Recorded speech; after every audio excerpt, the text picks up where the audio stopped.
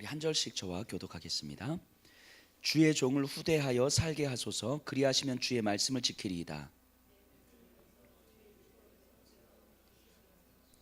나는 땅에서 나그네가 되었사오니 주의 계명들을 내게 숨기지 마소서. 교만하여 저주를 받으며 주의 계명들에서 떠나는 자들을 주께서 꾸짖으셨나이다.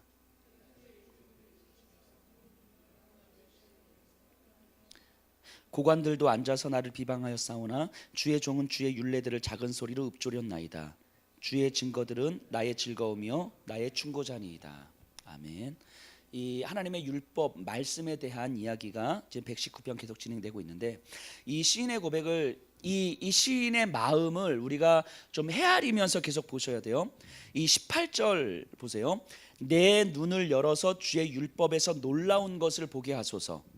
자, 내 눈을 열어서 주의 말씀에서 놀라운 것을 보게 하소서. 이 얘기 지금 하는 거예요. 바꿔 말하면 눈이 열리지 않으면 주의 말씀을 들을 수도 없고 놀라운 것을 볼 수도 없다는 이야기예요.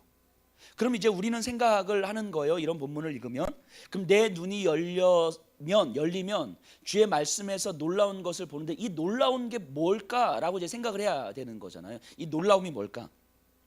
이 생각을 가지고 이 본문을 계속 보면요, 19절에 보면요, 나는 땅에서 나그네가 되었사오니 주의 계명들을 내게 숨기지 마소서. 이 시인이 깨달은 진리 하나가 뭐냐면 이 땅에서 나는 나그네라고 하는 거예요. 이 나그네라는 의미를 이제 다 아시죠. 나그네는 내 거처가 명확하지 않은 거잖아요. 내 거처가 명확하지 않은 상태. 그래서 오늘 여기서 자지만 여기서 천년 만년 살 것처럼 벽돌로 집을 짓지 않는 거죠. 이게 나그네잖아요. 그래서 내일 어디로 갈지 모르는, 그래서 항상 지나가는 자로 살아가는 거죠. 지나가는 자로 살아가지만 대충 살아가는 건 아닌 거죠. 오늘 하루를 최선을 다해 살아가지만 여기가 내 전부가 아닌 것처럼 살아가는 자가 나그네잖아요. 이 시인이 깨달은 진리 하나가 바로 이거예요. 내가 이 땅에서 나그네라고 하는 사실을 깨달은 거예요. 그럼 바꿔 말하면 그 전에는 내가 이 땅에서 나그네라는 것을 깨닫지 못했다라는 거거든요. 그러니까 나그네라는 것을 깨닫지 못하면 이 땅이 전부인 것처럼 이 땅의 모든 에너지를 다 집중해서 살아가는 거예요. 근데 주의 말씀을, 진리의 말씀을 들으니까 이 땅에서가 내가 모든 에너지를 다 쏟아낼 만한 그런 이 세상이 아니다라는 것이 깨달아지는 거예요. 이 땅에 진리의 말씀이 내 안에 들어오니까 이 땅은 내가 나그네의 삶일 수밖에 없겠구나라는 것을 깨닫는 거죠. 그러니까 이제까지 진리가 아닌 것들로 채워진 내 삶이 보이기 시작하는 거예요. 진리의 말씀이 깨달아지니까 이제까지 내 삶이 진리가 아닌 것들로 채워져 온 삶. 근데 이것이 깨달아지면요, 기쁘기도 하지만 억울하기도 하죠. 제가 이렇게 우리 북한 지체들을 섬기면서 그분들을 만나고 올 때마다 항상 동일하게 듣는 이야기예요. 억울함이에요. 억울함. 이제까지 내가 40년을 살고 50년을 살았는데 그 예수 이름 한번 들어보지 못하고 살다가 여기에 와서 예수 이름 듣고 살아갔는데 이게 그렇게 좋은데 왜 이제까지 듣지 못하며 살았을까에 대한 그 억울함. 그러니까 진리가 아닌 것들로 이제까지 채워왔던 내 삶에 대한 억울함. 이 억울함은 힘겨움으로 드러나요. 왜냐하면 진리의 말씀이 깨달아지니까 이제까지 진리가 아닌 것들로 채워왔던 내 삶이 한순간에 싹 씻겨지면 상관이 없는데 안 씻겨지더라는 거예요. 채워져 온 시간만큼 사실은 이 진리가 내 안에 들어오면 들어올수록 힘이 겨운 거예요. 즉 나는 여전히 이 땅에서의 삶에 익숙해져 있는 거예요. 그런데 진리가 깨달아지니까 이제 미치고 환장하는 거죠. 이게 안 깨달아지면 괜찮거든요. 그래서 교회를 다녀도 그냥 말씀을 듣고 아 그렇구나, 저 목사 설교 잘하네, 이 정도 하고 넘어가시면 사실은 안 힘들어요. 괜찮아요. 근데 이 말씀이 설교를 들으면서 성경을 보면서 기도하면서 하나님의 말씀이 진리가 깨달아지기 시작하면 힘든 거예요. 이제까지 내가 살아왔던 진리가 아닌 것들로 채워왔던 것들이 많은 거죠. 진리가 없는 삶이라는 건 정리하면 이런 거예요. 뭐 여러 가지로 드러낼 수 있겠지만 진리가 없는 삶은 내 존재를 드러내는 삶의 방식이죠. 이건 분명합니다. 내 존재를 드러내는 삶의 방식. 그래서 모든 사람들은 자신의 존재를 드러내려고 해요. 자신의 존재를 드러낸다는 건 누군가에게 인정받고 싶은 삶을 살아가는 거예요. 근데 이것이 반복적으로 좌절을 경험한 사람들이 이제 우울증이라든지 이게 이 대인기피증에 빠지는 거잖아요. 그러니까 이런 분들은 사실은 내 존재를 드러내고 내가 인정받고 싶은데 그 욕망들이 계속 좌절되는 거죠. 그래서 이게 자기 안으로 침잠하는 거잖아요. 그러니까 진리가 없는 삶이라는 건 어떤 방식을 통해서든 내 존재를 드러내고 싶은 거예요. 제가 이번 주 주일 설교하면서 이런 얘기들을 좀 할 텐데요. 사람이 내 존재감을 드러낼 수 있는 가장 좋은 방식이 뭐냐면 남을 깎아내리는 방식이에요. 그래서 이게 개그 프로 같은 데 보면요, 사람들을 가장 잘 웃기는 방식이 뭔지 아세요? 바보가 되는 거죠. 바보가. 이게 뭐 영구 뭐 이런 요즘에는 조금 개그 코드가 좀 달라지면 띠리리리 뭐 이러면서 자, 어쨌든 이게 바보가 되면 이걸 보는 사람들은 저 바보를 보면서 상대적 만족감을 누리는 거예요. 근데 이거를 내가 하는 거예요. 내가 누군가를 깎아내리고 내가 누군가를 비판하면서 내 존재감을 드러내는 거죠. 이게 나를 드러내는데 가장 좋은 방식인 거예요. 내가 다른 사람을 높이면서 내 존재감을 드러낼 수 있다는 생각을 못하는 거죠. 그러니까 우리는 칭찬하고 안아주고 높여주는 것보다 비판하고 판단하고 깎아내리는 것이 훨씬 더 익숙한 거예요. 근데 이건 특정 누구의 문제가 아니고 우리 인간의 본성인 거예요. 내 존재를 드러내고자 하는 이게 진리가 아닌 것들로 채워졌을 때의 삶의 방식인 거예요. 근데 이게 사실은 우리에게 너무 익숙하고 당연한 모습인 거죠. 그런데 진리가 들어오기 시작하는 거예요. 진리의 말씀이 들어오기 시작하는 거예요. 그래서 예수님의 모습이 보이기 시작하는 거예요. 나를 살리기 위해서 자신을 죽이는, 자신이 살기 위해서 남을 깎아내리고 죽이는 삶의 방식이 아니라 가능하면 나를 깎아내려서 남을 살리는 삶의 방식이 이제 보이기 시작하는 거예요. 그리고 그 예수님이 믿어지기 시작하면서 나를 따르라는 말이 이제 들리기 시작하는 거죠. 이러니까 이제 미치고 환장하는 거예요. 이러니까 그냥 예수님을 믿고 그를 따르지 않으면 더 좋을 것 같은데 이게 최상이잖아요. 예수님을 믿고 구원을 받고 그를 따르지 않는 삶을 살아가는 것, 이게 이제 우리가 가장 바라는 삶의 모습이죠. 믿는 자들이 가장 바라는 삶의 모습. 예수님을 믿고 천국은 가지만 예수님을 따라가고 싶진 않은 삶. 근데 그 진리의 말씀이 깨달아지기 시작하면서 나를 따르라라고 하는, 누구든지 자기를 부인하고 자기 십자가를 지고 나를 따르라라고 하는 이 말씀이 들리기 시작하는 거예요. 그러니까 힘든 거예요. 그러니까 내가 조금 더 인정받고 내가 손해를 보고 싶지 않고 내가 수치를 당하고 싶지 않은 삶이 우리에겐 너무 당연한 건데, 이 당연한 삶이라는 게 진리를 깨닫지 못했을 때의 삶이었구나라는 것이 깨달아지면서 점점 힘들어지는 거죠. 이런 것들이 당연하지 않게 여겨져요. 그래서 20절 보세요. 이 20절을 묵상하면서 제가 마음이 확 공감이 됐어요. 주의 규례들을 항상 사모함으로 내 마음이 상하나이다. 공감이 되죠. 주의 규례, 주의 말씀을 사모하면 사모할수록 내 마음이 상한다는 거예요. 왜냐하면 그 말씀이 믿어지고 그 말씀이 깨달아지고 그 말씀대로 사는 게 맞아, 이것 외에는 다른 길이 없는 것이 알아 이제는. 근데 내 현실은 그러지 못한 거거든요. 그러니까 그게 힘든 거예요. 주의 규례를 사모함으로 내 마음이 상하나이다. 이 공감이 확 됐어요. 제가 예수님처럼 살고 싶은 마음이 너무너무 큰데, 근데 그것밖에 없다는 확신도 들어요. 내 평생 예수님의 닮아가는 삶을 살아가야 되는 거 맞아. 근데 사실 내 현실에서 보면 그러지 않은 모습이 나로 하여금 굉장히 위축되게 만드는 거죠. 그런데 문제는 뭐냐면 이 진리가 깨달아지고 믿어지기 때문에 이제는 다른 길을 갈 수도 없다는 게 문제인 거예요. 그러니까 빼도 박도 못하는 거죠. 이미 한 발 드러나서 이제는 이걸 빼기에는 너무 이제는 안 돼요. 이게 빼기 그냥 가야 되거든. 근데 가게는 내 힘이 너무 없거든. 근데 이게 맞아. 이러니까 힘든 거예요. 이게 이 시인의 고백이고 말씀을 듣는, 진리를 깨달은 자의 고백이고 그리스도인들의 삶의 고백인 거예요. 이 시인의 마음이 정말 오늘날 신앙을 살아가면서 현실 속에서 살아가면서 하루하루 몸부림치는 우리들의 모습이라는 생각을 하게 돼요. 매 주일 설교를 듣 때마다 이렇게 항상 저는 이런 이야기를 들어요. 이번 주에도 이렇게 여러분들이 오셔서 저한테 어떻게 목사님 저한테 그러실 수가 있어요? 이러면서 목사님 설교 들으면 짜증이 난다고, 막 힘이 든다고. 근데 이게 맞는데 사실은 안 되는 나를 그냥 쿡쿡쿡 찔러대니까 사실 이렇게 힘든 거죠. 들으시기 힘드시죠. 2년 반 지나면서 그런 이야기를 안 들은 주가 거의 없었던 것 같아요. 계속 어떤 분은 때리고 가시기도 하시고, 어떤 분은 뭐 전화하기도 하시고, 어떤 분은 뭐 대놓고 얘기하기도 하시고. 괜찮아요. 근데 그게 말씀이 들리기 때문인 거예요. 진짜요. 말씀이 들리기 때문인 거예요. 그래서 말씀을 들으시면서 힘들고 찔리고 도대체 나보고 어쩌란 말이야. 차라리 새벽 예배를 하라고 하면 내가 하겠는데 그런 답도 안 주시면서 도대체 어쩌란 말이야 라는 마음이 훅 올라오시는 건 말씀이 들리기 때문인 거예요. 들리기 때문에. 그러니까 그 말씀과 내 현실이 부딪히기 때문인 거예요. 제가 제자반하면서 이런 말씀 드렸어요. 평강과 편안은 달라요. 이거를 구분할 수 있으셔야 돼요. 평강과 편안함은 달라요. 편안함이라고 하는 건요, 내 욕망이 채워지고 내가 하고 싶은 것을 할 수 있을 때 누리는, 조건과 환경들이 채워졌을 때 누릴 수 있는 거예요. 근데 평강이라고 하는 것은 편안하지 않아요.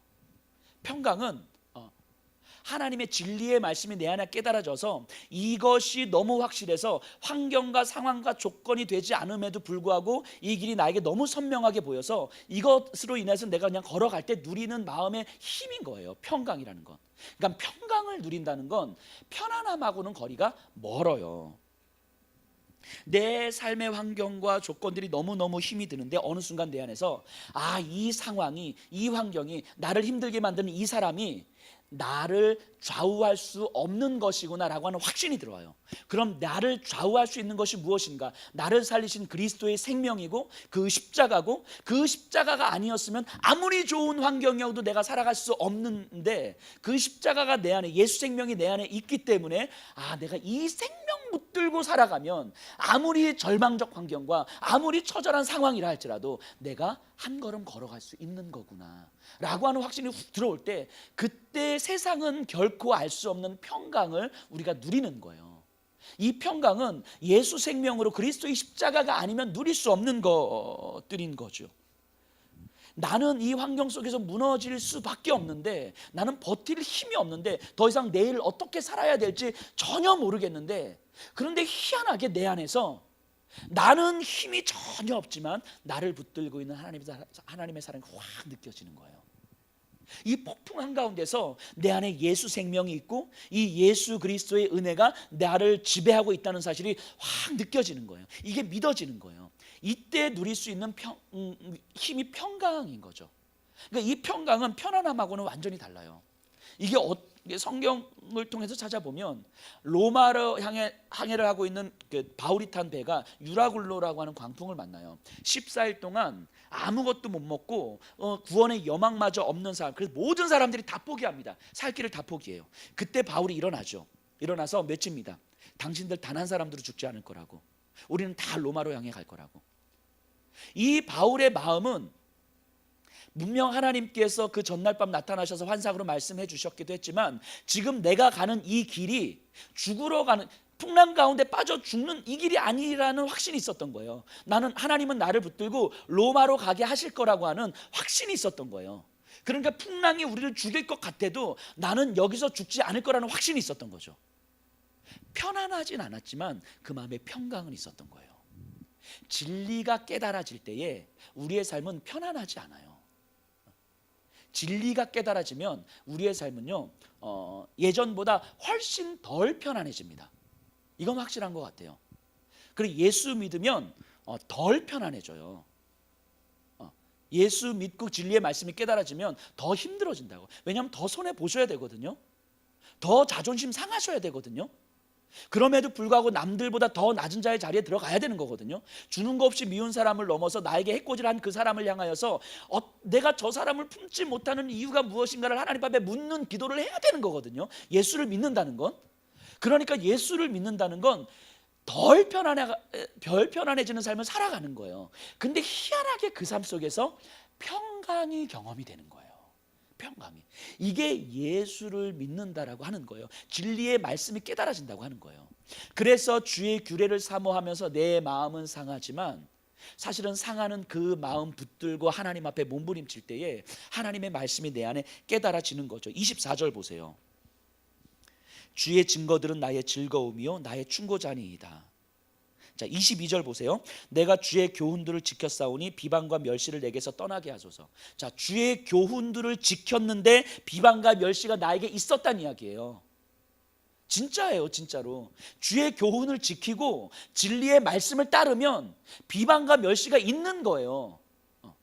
있을 수밖에 없다는 말이죠. 그런데 이 시인의 고백이 이렇게 마무리가 되잖아요. 주의 증거들은, 그럼에도 불구하고 주의 증거들은 나의 즐거움이요 나의 충고자니이다.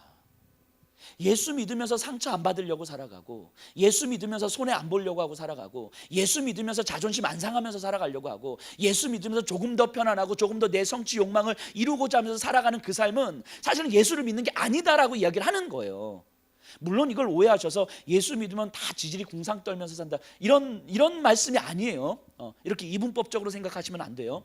하지만 예수님을 믿는다는 건 비방과 멸시를 받는 삶을 살아가는 거예요. 왜냐하면 말씀의 길이 그렇기 때문인 거예요. 말씀의 길이 누군가를 더 사랑하는 사람이고, 더 사랑하는 삶이고, 누군가에게 나를 더 내어주는 삶이고, 이게 말씀의 길인 거예요. 그래서 가고 싶지 않은 거예요. 그래서 근데 문제는 깨달아지니까 문제인 거죠. 문제는 들리니까 문제인 거예요. 이게 내 안에 들어오니까 문제인 거예요. 그래서 예수님을 믿고 진리의 말씀을 깨닫는 삶이 녹록지 않은 거예요. 그런데 이 길 위에서 주의 증거들은 나의 즐거움입니다. 이 고백을 하게 되더라는 거예요. 이게 평강이죠. 평강. 이런 걸 우리가 흔히 성령 충만이라고 이야기하는 거예요. 멸시를 받고 비방을 받으면서 이것이 힘겨운데, 그래서 하나님 나에게 이 비방과 멸시를 더 이상 있게 하지 말아 주십시오 라고 기도하면서 가는데, 어느 순간 내 안에 평강이 경험되어질 때에, 십자가를 지고 가는 그 길에서 평강이 경험되어질 때에, 이것을 우리는 성령 충만이라고 하는 거예요. 신앙의 성장은 여기서 이루어지는 거죠. 상처받지 않으려고 회피하는 방식으로는 신앙의 성장은 이루어지지 않지요. 상처받는 자리에 나를 내어주는 삶을 통하여서 내가 상처를 끌어안고 내 아픔을 끌어안고, 그래서 안을 수 없는 사람을 끌어안고, 그러면서 내 안에서 지옥을 경험하는 것 같지만 말씀 붙들고 하나님 앞에서 간절히 매달리고, 나를 향해서 이 지옥을 경험하셨을 예수 그리스도의 그 마음을 헤아리면서 하나님의 은혜를 구하고, 내 힘으로는 도저히 할 수 없을 것 같은 이 마음을 성령의 은혜를 구하면서 갈 때, 어느 순간 하나님께서 내 안에서 마음의 기적을 일으켜 주실 때에, 십자가의 은혜가 내 안에서 마음의 기적으로 경험되어질 때에, 그래서 내 안에서 안 될 것 같은 사랑의 마음이 흘러나오고, 안 될 것 같은 용납의 마음이 흘러나오고, 안 될 것 같은 이 받아들임의 마음이 흘러나올 때에, 그때 비로소 우리는 성령의 충만을 경험하는 것이고 신앙의 성장을 경험하는 것이고, 그리스도를 닮아가는 그 길에 한 걸음 더 다가가는 거죠. 시인은요, 그것이 말씀의 힘이라고 이야기하는 거예요. 119편이 율법 찬양시라고 했을 때 하나님의 말씀이 이렇게 좋습니다 이런 게 아니라, 이 말씀이 내 안에 들어와서 나에게 때로는 너무 좌절과 절망과 마음을 상하게 한가 비방과 멸시 가운데서 지침을 경험하는데, 결국은 내 안에서 이 말씀이 승리하는 것을 경험하게 될 때에 이 말씀을 찬양하는 거라고요. 이런 의미에서 율법 찬양시라고 이야기하는 거예요, 119편은. 그러니까 이런 말씀을 우리가 우리의 삶에서 경험할 때에 그냥 말씀 좀 듣고 끝나면 절대 경험되는 게 아닌 거예요. 좋은 설교 들었다고 우리가 은혜 받는 거 아니에요. 말씀을 들으면 이 말씀을 가지고 내 안에서 씹고 또 씹고, 이 말씀이 내 삶 속에서 어떻게 적용될 수 있을지 씹고 또 씹고, 그래서 구체적으로 내 관계와 내 환경과 내 상황 속에서 이 말씀을 통해서 내 삶을 어떻게 바라볼 것인지를 또 묵상하고 또 묵상하고, 그래서 안 되니까 좌절했다가, 안 되니까 마음 상했다가, 그래서 때로는 하나님 앞에 원망도 했다가, 그래서 무릎 꿇고 하나님 그럼에도 이 말씀이 나를 이기게 해주십시오 라고 간절하게 기도했다가, 이런 시간들을 경험하는 거예요. 숱한 눈물도 흘리고요, 아픔도 경험하고요, 하나님 앞에서 더 이상 눈물을 흘릴 게 없고 막 가슴이 찢어져서 하나님 내가 더 이상 어떻게 해야 되냐고. 그러다가 어느 순간 내 안에서 이 말씀의 힘이 나를 지배하는 것을 경험하게 될 때, 이 말씀이 진짜가 되는 것을 경험하게 될 때, 그때 우리는 설명할 수 없는 영적 희열을 경험하는 거예요. 설명할 수 없는 영적인 기쁨과 평강을 경험하는 거예요. 그래서 원수와 같은 그 사람이 내 안에서 품어지는 거예요. 그러니까 이게 내가 할 수 있는 것이 아니었다라고 하는 고백들이 우리에게 이루어지는 거예요. 아, 이게 말씀이구나, 이게 하나님의 말씀이구나. 이게 그리스도인들에게 허락하신 은혜예요. 이게 여기 계신 분들이 그 삶을 사모하셨으면 좋겠어요. 힘들거든요. 진짜 힘들어요. 그래서 이 힘든 길을 같이 가자고 말씀드리는 게 죄송하기도 해요. 근데 이 길이 아니면 아니라는 확신이 있기 때문에, 그렇기 때문에 같이 가자고 말씀드리는 거거든요.